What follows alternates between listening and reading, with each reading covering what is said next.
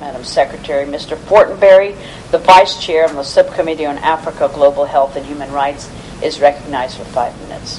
Thank you, Madam Chair, and thank you, Madam Secretary, for joining us today. I just read your remarks to the Human Rights Council from yesterday. Well done. Appreciate it. Madam Secretary, as we consider the administration's nearly $61 billion in international affairs budget request, I believe we must balance two factors. First is the threat posed by unprecedented levels of national debt.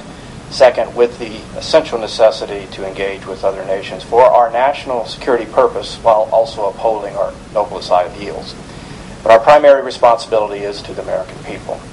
They must know that the federal government is wisely spending their tax dollars and ensuring that our programs reflect their core values.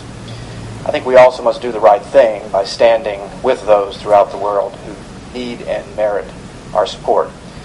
The historic upheavals in recent weeks in the Middle East demonstrate before the world an operative American principle that the legitimacy of government derives from the consent of the governed.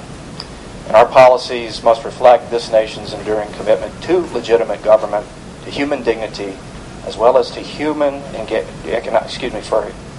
economic engagement for the well-being of persons.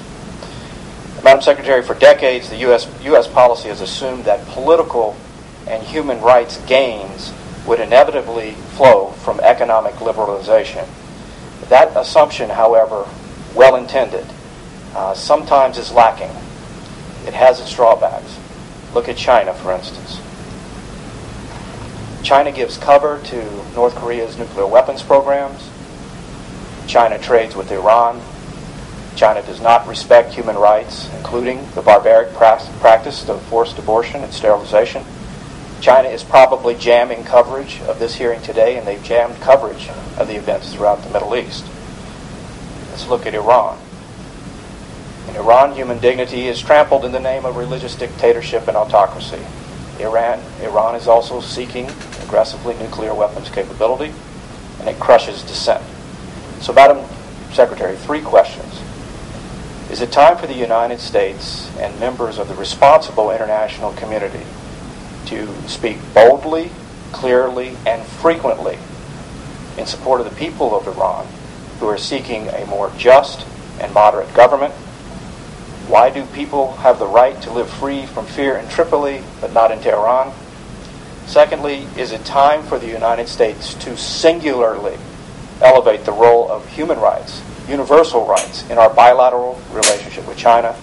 And third, as you had touched upon in the last question, what will the administration do to emphasize to governments in transition throughout the Middle East that religious freedom is a universal and indispensable aspect of a vibrant democracy?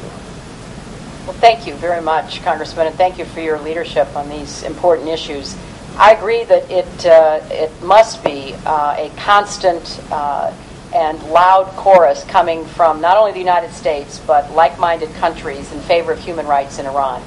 Now, I do think that we have seen the active opposition crushed and oppressed. Our latest information is that Mousavi and Karabi may be in prison. There's dispute about that, but they're certainly under house arrest if they're not actually in prison.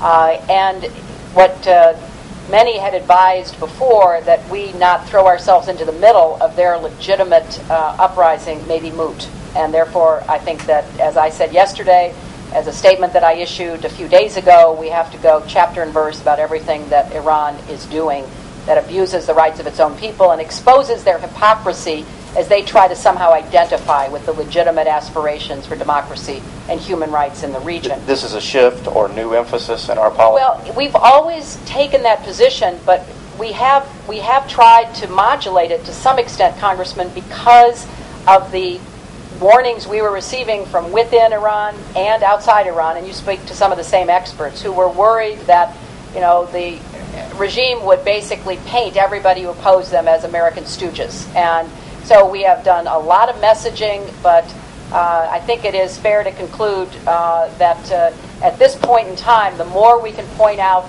their double standard and their hypocrisy, the better off we'll be. Secondly, on China, we always raise human rights. I mean, I raise it all the time. The president I know raises it.